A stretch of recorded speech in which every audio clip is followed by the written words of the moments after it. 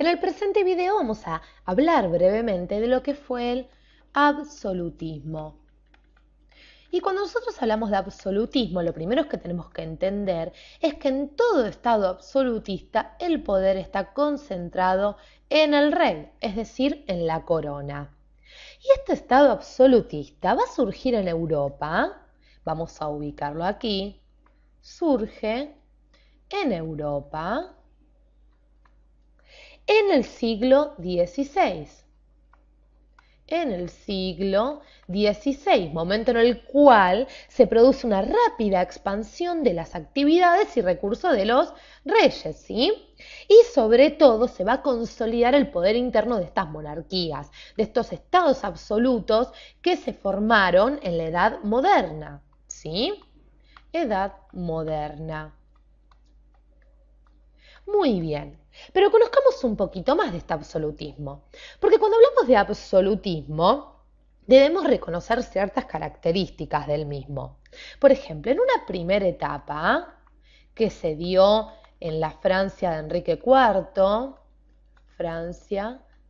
Enrique IV, allá por 1500 y pico, 1600, o también en Inglaterra con los Tudor. En Inglaterra, con la dinastía de los Tudor, había ciertas características en común con estas monarquías absolutistas. Por ejemplo, un énfasis en la tradición como sustento de la autoridad. En la tradición como sustento o fundamento de la autoridad. Y ahora sí, hablemos de algo muy importante para entender esto del absolutismo, esto de los estados absolutistas, lo que se llamó derecho divino. Derecho divino, que era una de las premisas del estado absolutista. ¿Por qué?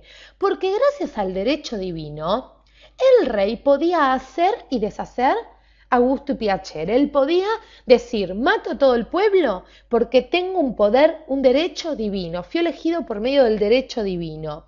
El derecho divino era una especie de sustento de poder absoluto. Poder absoluto, ¿sí? Entonces, el absolutismo estaba basado en esta idea del derecho divino, de este poder absoluto concedido al rey. Muy bien, pero así como conocemos esta primera etapa que se dio en la Francia de Enrique IV o en la Inglaterra de los Tudor, también va a haber una, si se quiere, segunda etapa y ya pasemos a hacer un espacio en nuestra pantalla para poder organizarnos un poquito mejor. Segunda etapa. Y esta segunda etapa se dio sobre todo en los siglos XVII y siglo XVIII. Y ahora bien, ubiquémonos en el siglo XVII, porque la segunda mitad, sí, para que nos quede bien claro, fue una época de esplendor para Francia. Francia, etapa de esplendor, ¿sí? Muy bien, entonces, en esta segunda mitad del siglo XVII Francia estará mejor que nunca. ¿Por qué? Porque la victoria francesa en la Guerra de los 30 años, victoria en la guerra, conocida como de los 30 años, había fortalecido, como puede fortalecer cualquier victoria, sobre todo a la corona. ¿Y a quién había fortalecido? Precisamente a este señor.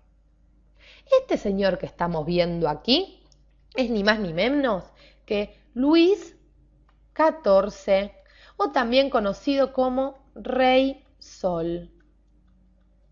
¿Y por qué Rey Sol? No sé, lo bautizaban así, a este Rey Sol, que lo ubicamos entre 1643 y el año 1715. Ahora bien, lejos de definir por qué lo llamaban Rey Sol, ustedes lo pueden investigar por su parte, lo que nos va a interesar a nosotros en este caso es decir que con el Rey Sol con este rey Luis XIV, Francia era una de las monarquías, o se había convertido en una de las monarquías más importantes de Europa. Este retrato que vemos aquí fue pintado ni más ni menos que por el pintor de la corte, llamado Hyacinthe Rigaud.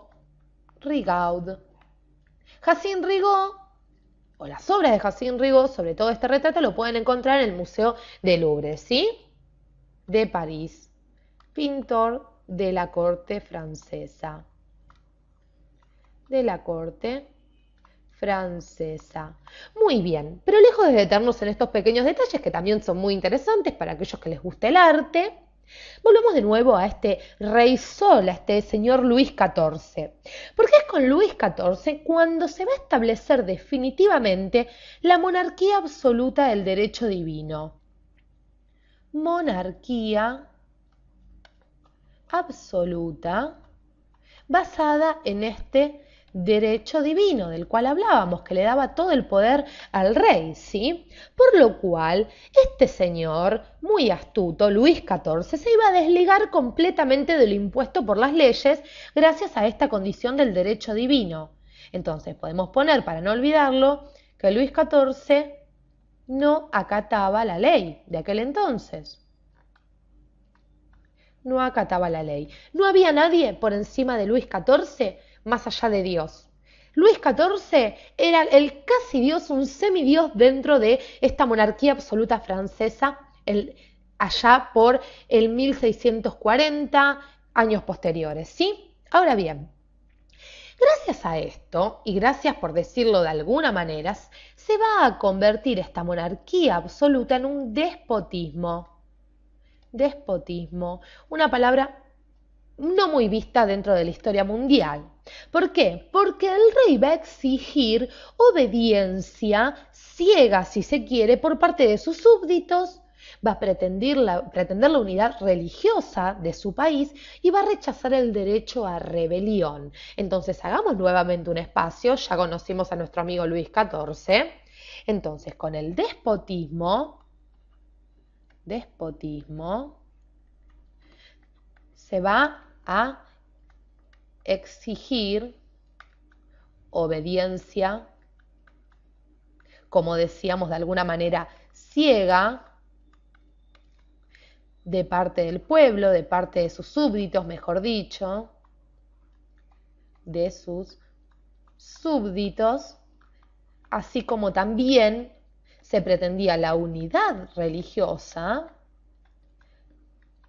Y hablemos de que cuando decimos pretender, para Luis XIV era hacer, ¿sí? Y también se rechaza el derecho a rebelión. Nadie se le podía rebelar a Luis XIV. Como ven, era muy astuto, tenía muy controlado el Estado francés por aquel entonces. Ahora bien, la corona, es decir, el rey, también controlaba otras funciones dentro del Estado. Sobre todo, concentraba, si se quiere, todo el poder de las funciones estatales. Por ejemplo, municipios y gremios eran controlados por el rey. Controlaba las funciones estatales. Municipios y gremios, administraba la justicia, se impusieron estrictas barreras aduaneras y en esto quiero que nos detengamos. ¿Por qué? Porque también se va a imponer una forma de manejo de la economía conocida como mercantilismo. Y con el mercantilismo propio de este despotismo de Luis XIV y de las monarquías absolutistas, allá por el siglo XVII, se impondrán, como decíamos, barreras aduaneras, se va a controlar la materia prima y también se van a controlar las mercancías que se comerciaban con otros países, ¿sí? Economía controlada por la corona. Muy bien, pero aún tenemos más que decir de todo esto, y más aún de nuestro amigo Luis XIV. Y hagamos nuevamente un espacio para ordenarnos. En el año 1682, Luis XIV Luis XIV, ¿sí? Nuestro rey Sol, se va a establecer, se va a asentar en Versalles, una ciudad muy cercana a París y muy hermosa. Y él va a llevar a Versalles 7.000 súbditos, todos para él, señores. Increíble lo de este hombre Luis XIV. Así, Francia va a comenzar a expandirse por todo el mundo. Y miren qué curioso, porque se va a expandir, momento de expansión de la cultura francesa. Momento de expansión de la cultura francesa. Se va a empezar a hablar el francés en las clases altas, la moda francesa tan destacada, inclusive hasta hoy en día, también se empieza a expandir por el mundo, es decir, Francia va ganando terreno en Europa. El absolutismo, tal como le pasó al feudalismo, absolutismo, con esta forma deformada ya llamada despotismo, como vimos, va a entrar en decadencia. Decadencia, ¿sí? El pueblo evidentemente se cansó, sobre todo cuando descubren esta intolerancia religiosa que tenían. Más allá que descubren, lo imponía el rey quería la unidad religiosa del Estado. Entonces, no solo por la intolerancia religiosa, sino por los privilegios a las clases altas y las restricciones económicas propias del mercantilismo, que el pueblo ya no soportaba más. Y así comenzarán las famosas revoluciones